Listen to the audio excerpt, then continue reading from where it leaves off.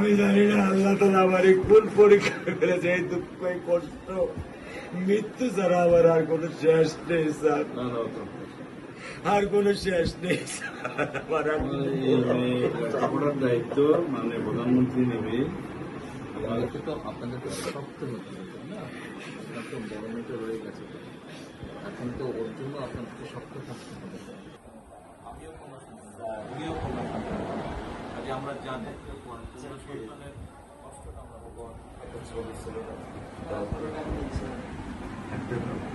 Sir কিছু বলে দিলেন না, আমি শুধু আপনি মেয়ের বাবা, আপনিও স্যার একজন মেয়ের বাবা। শুধু একটা আমি দৃশ্য আপনাকে স্যার দেখো, আর কিছু দেখাবো না স্যার, আমি দেখবো না স্যার, স্যার আমি দেখবো না স্যার, এটা নিয়ে আমি সারা জীবন স্যার আমি কি করে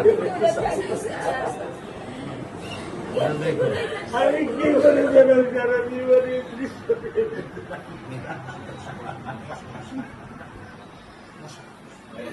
আমার এই দৃশ্য আমি কি দিয়ে পূরণ করবো? আমার মেয়ে শুক্রবারে আমার সাথে মসজিদে নামাজ পড়ে, আমি 3 ওয়াক্ত নামাজ বাসায় পড়ি স্যার, কারণ ও আমার সাথে নামাজ পড়তে পছন্দ করে।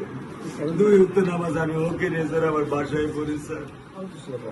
আল্লাহ আমি জানি না আল্লাহ তাআলা আমার কোন পরীক্ষা ফেলেছে, এই দুঃখ এই কষ্ট মৃত্যু ছাড়া আমার আর কোনো শেষ নেই স্যার, আর কোনো শেষ নেই স্যার।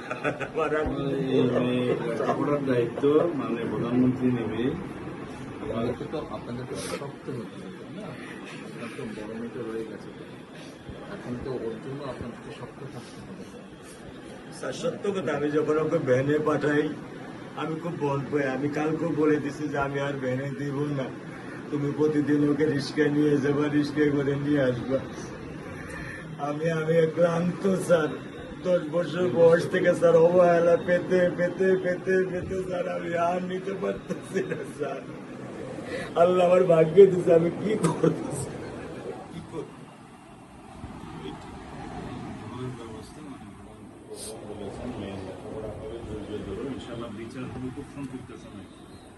ইত্যাদি বেশি বলতে পারবো না, কারণ আদালতের বিষয় তো।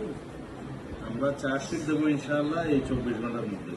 আমি সত্য কথা বলি, আমার 55 বছর বয়সে আমি এত দ্রুত, এত সুন্দর, এত সুচারুভাবে আমি কখনো দেখিনি। এটা আমি বুঝতে পারছি, এটা তো বুঝতে এটা আমি বুঝতে পারছি স্যার, এটা আমি বুঝতে পারছি। প্রধানমন্ত্রী চলে আসছেন, এটা আমার সৌভাগ্য। আমি এটা আমি সত্যিকার ভাবে স্যার আমি বলি